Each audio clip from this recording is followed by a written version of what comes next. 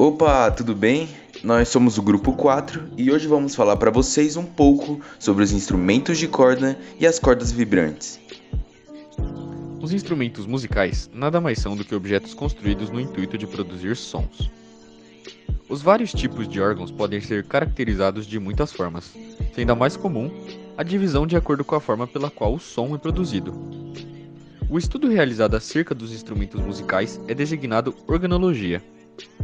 A data e origem do primeiro aparelho considerado como instrumento musical é objeto de debates. Arqueologistas tendem a debater o assunto referindo à validade de várias evidências como artefato e trabalhos culturais. Os primeiros instrumentos musicais possivelmente sequer foram desenvolvidos com objetivos puramente musicais, mas sim para permitir que caçadores imitassem a voz de animais diversos de modo a atrair potenciais presas. Os instrumentos de corda são aqueles cujo som é produzido pela vibração de uma corda presa em suas extremidades. Quanto mais longa e mais grossa a corda, mais grave é o som emitido e vice-versa. A quantidade de cordas nos instrumentos dessa família varia muito, podendo ter uma, como o berimbau, ou mais de 40, como a harpa. A base do funcionamento desses instrumentos de corda são as cordas vibrantes. Elas são basicamente fios flexíveis e tracionados em seus extremos, que geram ondas estacionárias após sofrerem alguma perturbação. Essas ondas estacionárias, por sua vez, funcionam em diversas frequências naturais, as quais chamamos de campos harmônicos. Bom, no estudo da acústica, uma harmônica de uma onda sonora corresponde a uma frequência específica de vibração, que tem a propriedade de causar o fenômeno de ressonância. Produzindo-se uma perturbação em qualquer ponto entre os extremos fixos, essa perturbação propaga-se até cada uma das extremidades, refletem-se e retornam em sentido contrário, formando ondas estacionárias com nós, pontos que não vibram, e ventres, que são distâncias entre dois nós, que chamamos de fuso, onde todos os pontos estão em movimentos vibratórios. A figura abaixo mostra diversos modos de vibração numa mesma corda, mesmo meio e mesma velocidade. A onda estacionária de frequência mais baixa é chamada de frequência fundamental. Ela corresponde a uma corda estacionária com um único ventre, o harmônico fundamental ou o primeiro harmônico.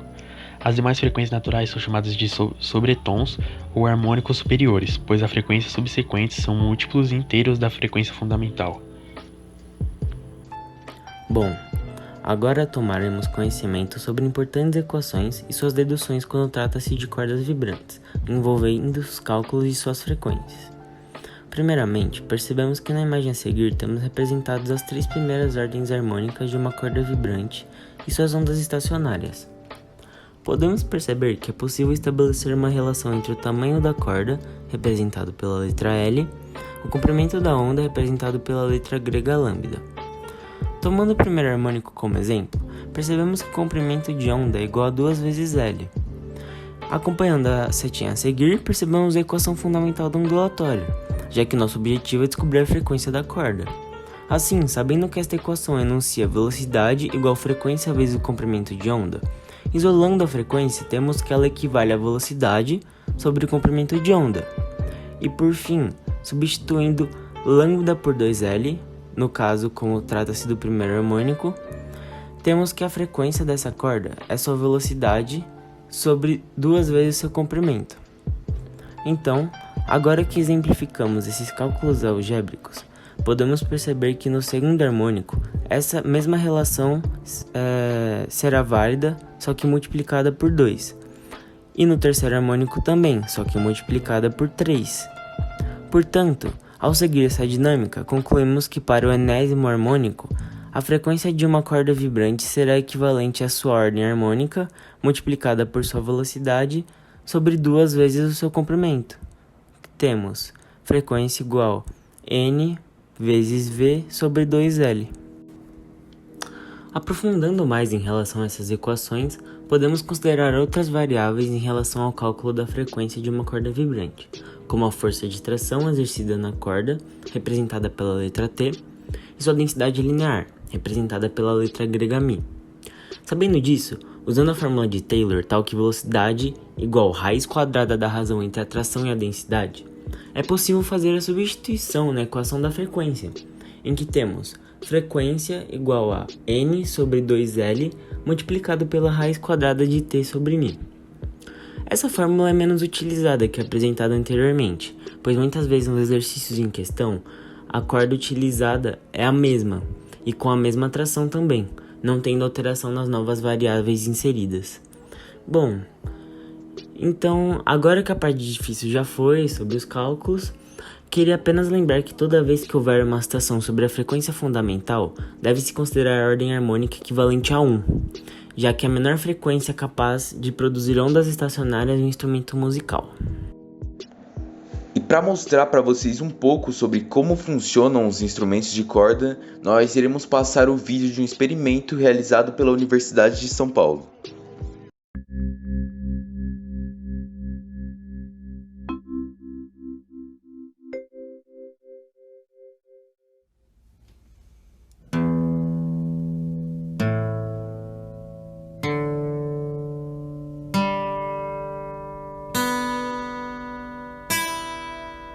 Neste vídeo, vamos fazer um experimento para estudar a propagação de ondas a partir de uma corda tensionada em um violão.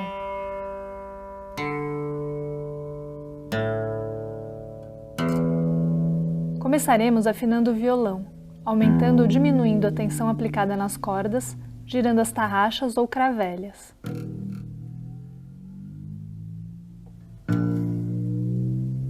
Se alteramos a tensão, alteramos também a velocidade v de propagação da onda, que é igual à raiz quadrada da divisão da tensão T pela densidade linear μ.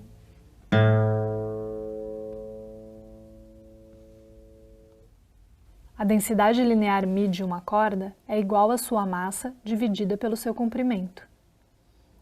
Como no violão todas as cordas têm o mesmo tamanho, quanto mais grossa e pesada for a corda, maior a sua densidade linear, menor a velocidade e, portanto, menor a frequência, pois a frequência f é diretamente proporcional à velocidade v. É por isso que as cordas mais grossas são mais graves e as mais finas mais agudas. E, porque a tensão é diretamente proporcional à velocidade e à frequência, quanto mais esticada a corda estiver, mais agudo será o seu som. Podemos observar também uma onda em uma corda gerada a partir de um pulso que se propaga em ambas as direções. Ao encontrar os pontos de fixação das cordas, os pulsos são refletidos com sua fase invertida e, ao se encontrarem, os pulsos são somados, gerando uma onda estacionária.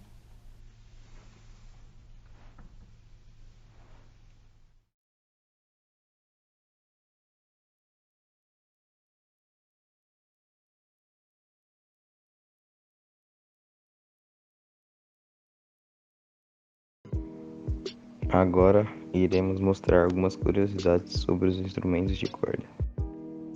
O primeiro instrumento de corda que se tem conhecimento é o arco musical. Sua origem é conhecida em ser aproximadamente em 15.000 anos antes de Cristo. Eram retratados como ilustrações, tais como nas paredes dos egípcios e nas ilhas do Mar Egeu. As pinturas eram feitas geralmente com madeira e cerâmica, mas algumas vezes realizavam com metal. O alaúde foi o precursor dos instrumentos modernos que são utilizados hoje em dia. Ele é dedilhável e foi tocado inicialmente por pastores da época. Além do formato do violão ser muito útil, pelo fato de auxiliar o seu encaixe no joelho ou coxas do músico, esse formato em 8 é essencial para a produção do som do instrumento. A curva inferior irá acentuar os sons graves e a curva superior os sons agudos. Tanto o material quanto o formato de uma guitarra podem influenciar esse som final. Materiais mais pesados, por exemplo, possuem uma vibração diferente da vibração da madeira, o que pode alterar inclusive o timbre do instrumento.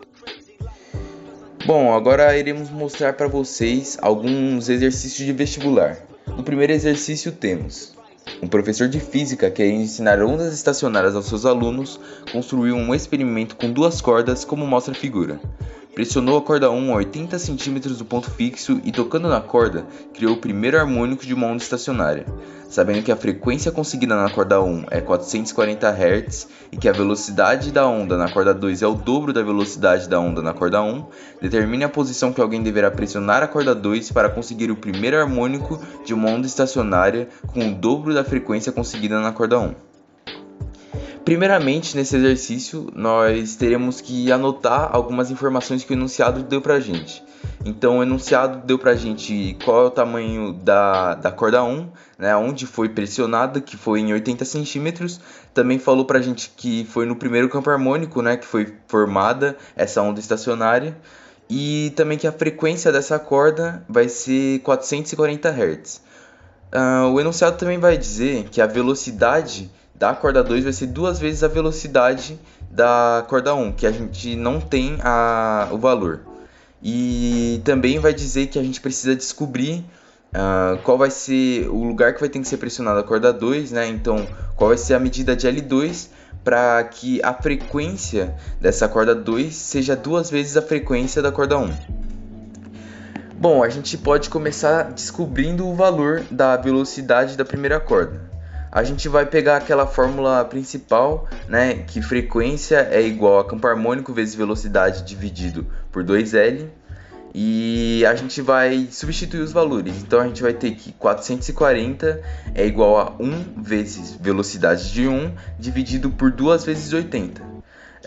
Fazendo essas contas, a gente vai descobrir que a velocidade da primeira corda é igual a 440 vezes 160. Da mesma forma que a gente fez para descobrir a velocidade do primeiro, a gente vai fazer para descobrir o comprimento da corda da segunda corda. Substituindo os valores, a gente vai saber que 880, que é a frequência da segunda corda, né, que é o dobro da primeira, vai ser igual a 1 vezes 880 vezes 160. A gente vai saber que é 1 porque é o primeiro campo harmônico. 880 vezes 160 vai ser 2 vezes a velocidade, vai ser 2 vezes o V1, né? Que no caso vai ser o V2. E vai ser tudo isso dividido por 2L2, que vai ser onde vai ter que ser pressionado a corda 2 para produzir essa frequência. Passando o L para o outro lado e cancelando o 880, a gente vai ter que L2 é igual a 160 dividido por 2, ou seja, L2 é igual a 80 centímetros. E olhando aqui na imagem, a gente vai saber que a letra correspondente a 80 centímetros é a letra B. E nessa segunda questão de vestibular, nós temos que uma das cordas de uma harpa tem comprimento igual a 50 centímetros. O maior comprimento de onda estacionária que o músico pode estabelecer nessa corda em centímetros é. Esse exercício é bem simples mesmo. O que a gente vai precisar ter em mente é que a gente vai conseguir o maior comprimento de onda no primeiro campo harmônico, onde 2L é igual ao comprimento de onda. Então, substituindo os valores, a gente vai saber que o comprimento de onda vai ser igual a 2 vezes 50 centímetros, ou seja, 100 centímetros, que é a letra D. Então, gente, esse foi o nosso vídeo. Espero que vocês tenham gostado e muito obrigado pela sua atenção.